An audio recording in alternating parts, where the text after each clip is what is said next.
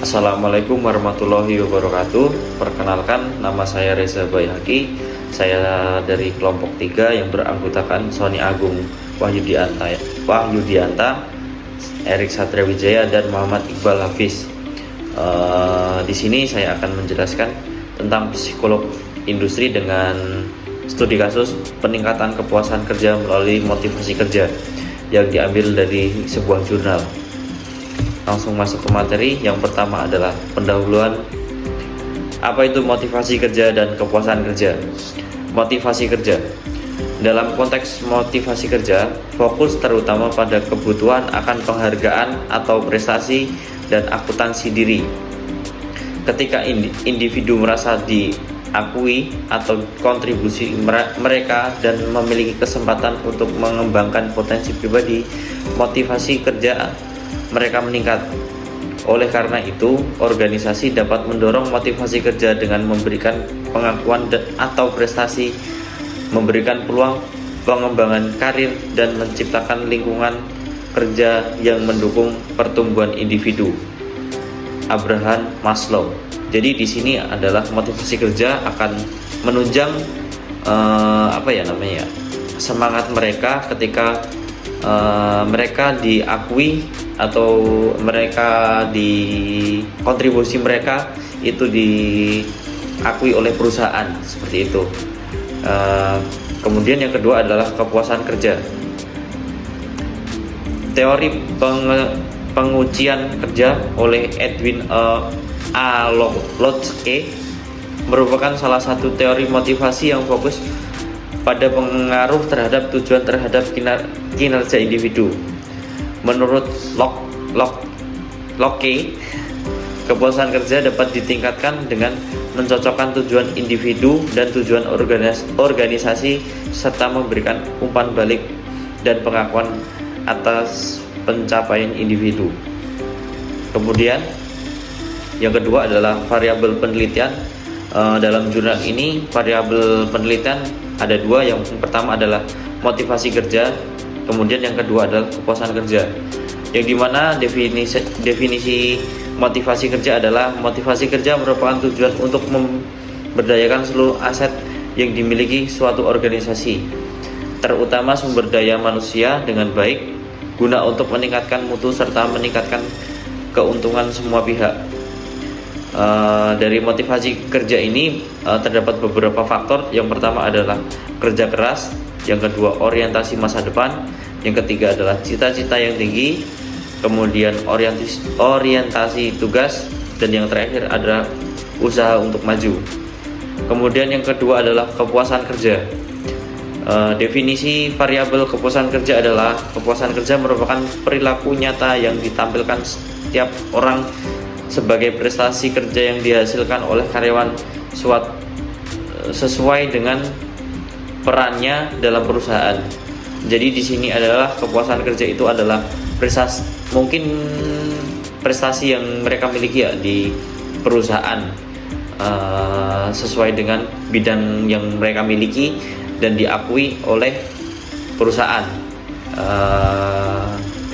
Kepuasan kerja ini terdapat beberapa indikator. Yang pertama adalah pekerja itu sendiri, kedua adalah kualitas pengawasan, terus yang ketiga hubungan dengan rekan kerja, kemudian peluang promosi, yang terakhir adalah bayaran.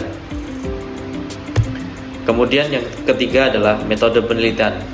Dalam jurnal ini metode yang digunakan untuk penelitian adalah yang pertama adalah metode kualitatif atau biasa disebut dengan jenis penelitian yang dilakukan berfokus pada pendapat karyawan yang meliputi yang pertama adalah melakukan observasi di lapangan atau dengan cara wawancara dengan pegawai, bisa terus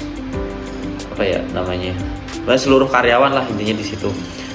Kemudian adalah yang dilakukan adalah studi literatur atau kita mengkaji dari hasil jawaban mereka. Kemudian kita membuat kuesioner yang akan kita bagi ke karyawan perusahaan. Terus yang keempat adalah uji validitas. Yang kelima adalah uji reliabilitas. Kemudian untuk selanjutnya akan dilanjutkan oleh Mas Sony. Baik, terima kasih Mas Reza. Kali ini saya akan melanjutkan presentasi dari Mas Reza, yaitu hasil pembahasan. Jadi dari penulis jurnal menyebar kuesioner kepada responden. Yang pertama adalah jenis kelamin, kemudian pendidikan terakhir, kemudian masa kerja, serta pendapatan karyawan. Nah, berikut hasil dari responden tersebut. Yang pertama adalah jenis kelamin. Terlihat bahwa mayoritas responden dalam survei ini adalah pria, yaitu 93% dari 100%. Hal ini sesuai dengan distribusi gender di perusahaan tersebut yang didominasi oleh karyawan pria.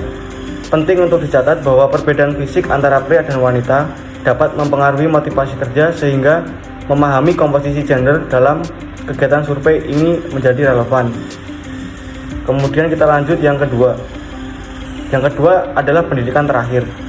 Dari data tersebut terungkap bahwa mayoritas karyawan memiliki pendidikan tingkat SMU atau SMK. Sementara hanya sebagian kecil yang memiliki tingkat pendidikan sarjana. Meskipun pendidikan tidak selalu berpengaruh besar pada upah, namun pemahaman dan kondisi psikologis setiap pekerja dapat bervariasi berdasarkan latar belakang pendidikan mereka. Oleh karena itu, penting bagi perusahaan untuk memperhatikan faktor ini dalam upaya meningkatkan kepuasan kerja. Kemudian lanjut ketiga, yaitu adalah masa kerja. Nah, masa kerja karyawan juga memainkan peran penting dalam menentukan kepuasan dan produktivitas. Besar kemungkinan bahwa karyawan yang telah bekerja lebih lama akan memiliki kepuasan kerja yang lebih tinggi, terutama jika perusahaan memberikan penghargaan yang sepadan dengan masa kerja tersebut. Ketidakpedulian terhadap faktor ini dapat mengakibatkan penurunan motivasi dan loyalitas karyawan. Kemudian kita lanjut yang terakhir adalah pendapatan. Dari data ini menunjukkan bahwa mayoritas karyawan memiliki pendapatan antara 2 juta hingga 4 juta. Namun penting untuk diingat bahwa pendapatan dalam dunia kerja tidak hanya terbatas pada upah pokok dan tunjangan, tetapi juga melibatkan reward atau prestasi. Pemberi reward ini dapat menjadi indikator penting dalam mengevaluasi tingkat kepuasan kerja karyawan. Jadi secara keseluruhan, pemahaman mendalam tentang profil karyawan termasuk distribusi gender, tingkat pendidikan, masa kerja, dan pendapatan sangat penting dalam upaya meningkatkan kepuasan dan produktivitas kerja di perusahaan tersebut. Dengan memperhatikan faktor-faktor ini, kita dapat mengambil langkah-langkah yang sesuai untuk menciptakan lingkungan kerja yang lebih memuaskan dan produktif bagi seluruh karyawan. Kemudian presentasi ini akan dilanjutkan oleh Mas Iqbal. Terima kasih. Ya, baik, saya akan lanjutkan presentasi dari Mas Sony tadi buat jurnal peningkatan kepuasan kerja melalui motivasi kerja ya. Dari hasil pembahasan yang dibaca oleh Mas Sony tadi hasilnya itu dari penelitian yang dilakukan pada karyawan PT Aneka Jaya Langgeng Sentosa, hasil menunjukkan tingkat kepuasan karyawan yang baik dengan nilai rata-rata 3,21 dari interval 2,51 sampai dengan 3,50. Hal ini menunjukkan hubungan positif yang signifikan antara kepuasan kerja dan motivasi kerja karyawan.